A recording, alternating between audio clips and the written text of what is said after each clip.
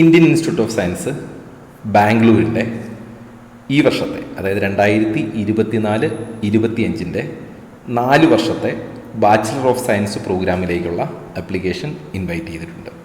അപ്പോൾ അതുമായിട്ട് ബന്ധപ്പെട്ട വീഡിയോ ആണിത്. അപ്പോൾ IIScയുടെ ബാംഗ്ലൂർ ക്യാമ്പസിലേക്കുള്ള അഡ്മിഷൻ്റേതാണ് ഈ പറയുന്നത്. അതിലിപ്പോൾ 4 വർഷത്തെ പ്രോഗ്രാമാണെന്ന് പറഞ്ഞു. 4 ഇയർ ബാച്ചിലർ ഓഫ് സയൻസ് പ്രോഗ്രാമാണ്. നിങ്ങൾ അപ്ലൈ ചെയ്യേണ്ട സൈറ്റ് അതായത് നോക്കിയാൽ അറിയാം, bsugIISc.ac.in എന്നുള്ള സൈറ്റിലാണ് നിങ്ങൾ രജിസ്റ്റർ ചെയ്യുന്നത്, അപ്ലൈ ചെയ്യേണ്ടത്. ഇതിന് സ്വന്തമായിട്ട് എക്സാം ഇല്ല, പകരം ഇത് മറ്റു പല ചാനൽ വഴിയാണ് ഇതിൻ്റെ അഡ്മിഷൻ നടക്കുക. അതെന്താണെന്ന് ഞാൻ പറയാം. ഇതിലാദ്യം എലിജിബിലിറ്റി എന്താണെന്ന് നോക്കുക. എലിജിബിലിറ്റി എന്ന് പറയുന്നത് കുട്ടി +2 പാസ്സായിരിക്കണം. എപ്പോഴാണെന്ന് ചോദിച്ചാൽ, ഒന്ന് 2023 പാസ് ഔട്ട് ആയിരിക്കണം, അല്ലെങ്കിൽ 24 അപ്പിയറിംഗ് ആയിരിക്കണം. 2 വർഷത്തെ കുട്ടികൾക്ക് എഴുതാൻ പറ്റൂ. കഴിഞ്ഞ വർഷം 2023 ഹയർ സെക്കൻഡറി പാസ്സായ കുട്ടിക്കും എഴുതാം, 2024 അപ്പിയർ ചെയ്യുന്ന കുട്ടിക്കും ഇത് അപ്ലൈ ചെയ്യാം. രണ്ടാമത്തെ നിബന്ധന എന്ന് പറയുന്നത്, കുട്ടി ഹയർ സെക്കൻഡറിയിൽ ഫിസിക്സ്, കെമിസ്ട്രി, മാത്സ് നിർബന്ധമായിട്ടും പഠിച്ചിരിക്കണം. ഇതിൻ്റെ കൂടെ മറ്റ് ബയോളജി പോലുള്ളത് അഡീഷണലി പഠിച്ചിട്ടുണ്ടോ അത് പ്രശ്നമല്ല, പക്ഷേ ഫിസിക്സ്, കെമിസ്ട്രി, മാത്സ് പഠിച്ചിരിക്കണം. അതേപോലെ മൂന്നാമത്തെ നിബന്ധന, കുട്ടി 60% മാർക്ക് ഒക്കർ ചെയ്തിരിക്കണം. അതായത് ഹയർ സെക്കൻഡറിക്ക് 60% മാർക്ക് ഉണ്ടാവണം. എന്നാൽ നേരെ തിരിച്ച് SC/ST കാൻഡിഡേറ്റിന് അത് പാസ് മാർക്ക് മതിയാവും. അപ്പോൾ ഈ 3 കാര്യങ്ങൾ ഓർക്കുക. 2023 പാസ് ഔട്ട് അല്ലെങ്കിൽ 24 appearing, physics, chemistry, maths higher സെക്കൻഡറിയിൽ പഠിച്ചിട്ടുണ്ടാവണം, 60% മാർക്ക് എല്ലാ കാൻഡിഡേറ്റിനും SC/ST ഒഴികെ അവർക്ക് മാത്രം പാസ് മാർക്ക് മതി.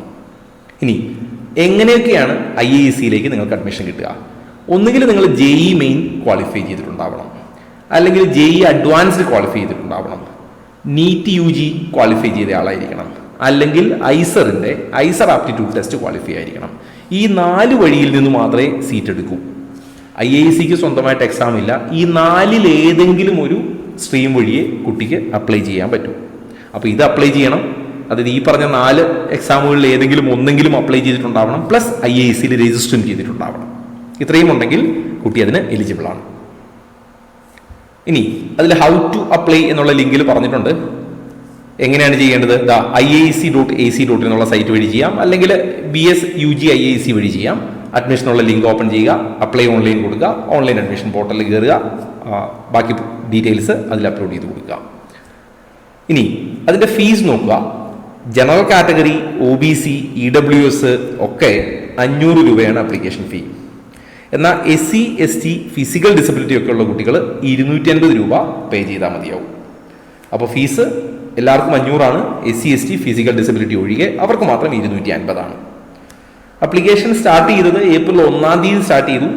എന്നുവരെ ഉണ്ട് എന്ന് ചോദിച്ചാൽ മെയ് 7 തീയതി വരെ. ഏപ്രിൽ 1 തുടങ്ങി മെയ് 7 തീയതി വരെ നിങ്ങൾക്ക് അപ്ലൈ ചെയ്യാം.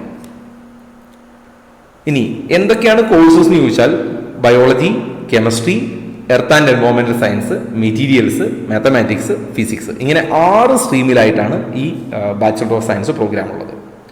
ഇനി ഇതിന്റെ ഡ്യൂറേഷൻ ഓൾറെഡി ഞാൻ ഇൻട്രൊഡക്ഷനിൽ പറഞ്ഞു, 4 വർഷമാണ്, 8 സെമസ്റ്റർ ആയിട്ടാണ്. എത്ര കുട്ടികൾക്ക് അഡ്മിഷൻ കൊടുക്കുമെന്ന് ചോദിച്ചാൽ 111 കുട്ടികൾക്കാണ് അഡ്മിഷൻ പറഞ്ഞിരിക്കുന്നത്.